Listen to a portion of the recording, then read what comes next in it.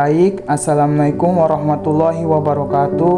Perkenalkan, nama saya Kait Ahmad Raffi. Pada kesempatan kali ini, saya akan mempresentasikan materi tentang Cognitive Behavioral Therapy atau yang biasa disingkat CBT. Semoga presentasi ini bermanfaat bagi kita semua.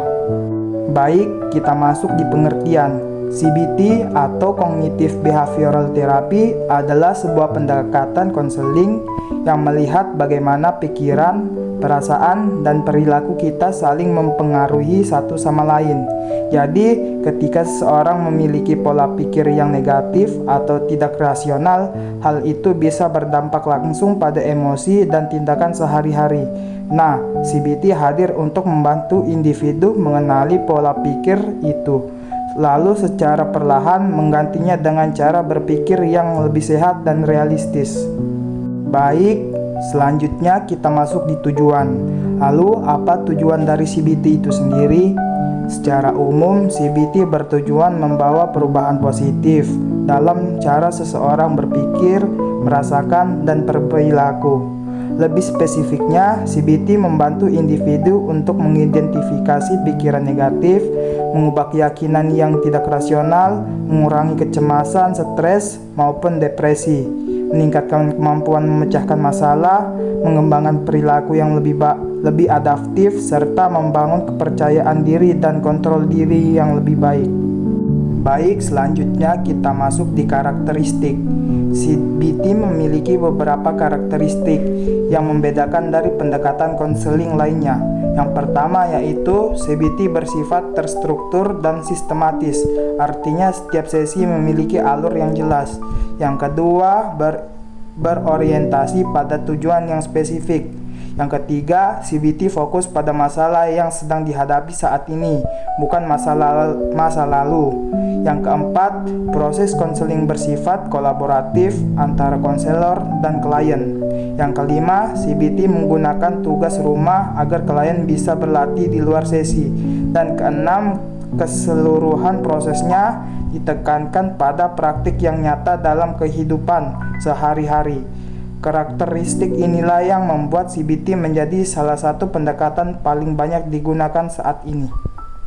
Baik, selanjutnya kita masuk di teknik-teknik CBT. CBT menggunakan berbagai teknik dalam pelaksanaannya.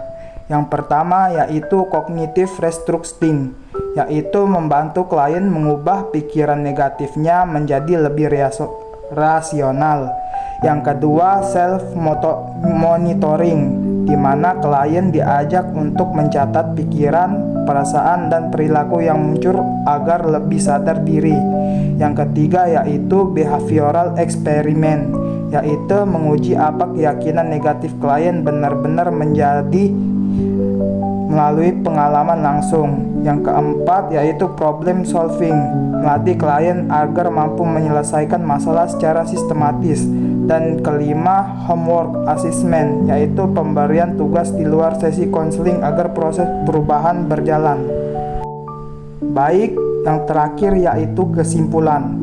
Sebagai penutup, dapat kita simpulkan bahwa CBT adalah pendekatan konseling yang sangat relevan karena menyentuh 3 aspek penting, yaitu pikiran, perasaan, dan perilaku secara bersamaan.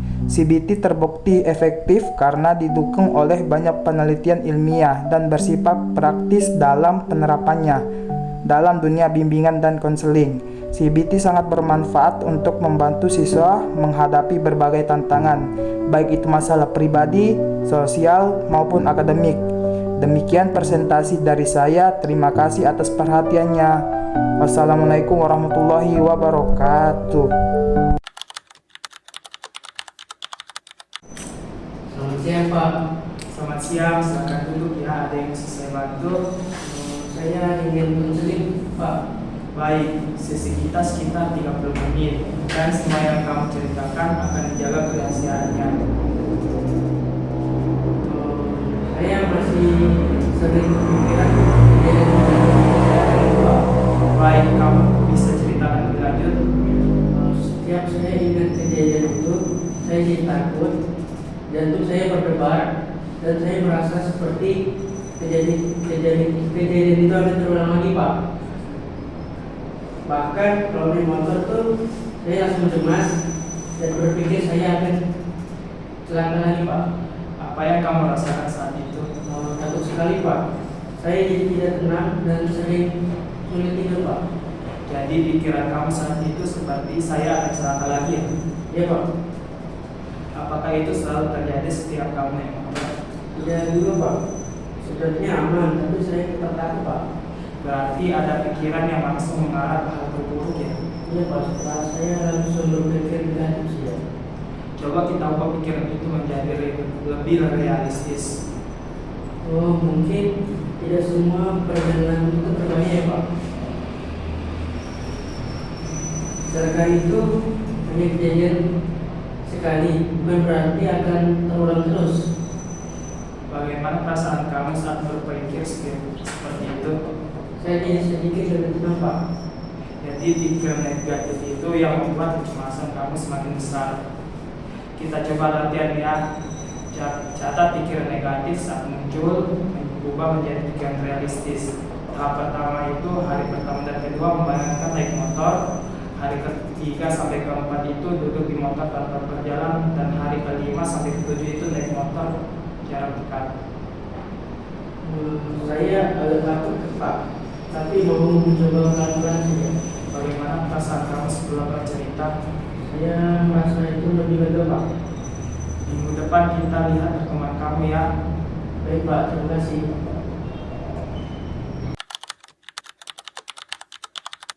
Selamat siang Pak.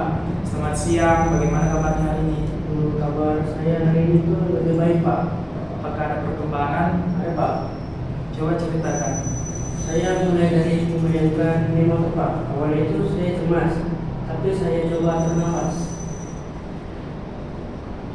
Lalu saya coba duduk di motor, ternyata tidak seburuk yang saya pikirkan Pak.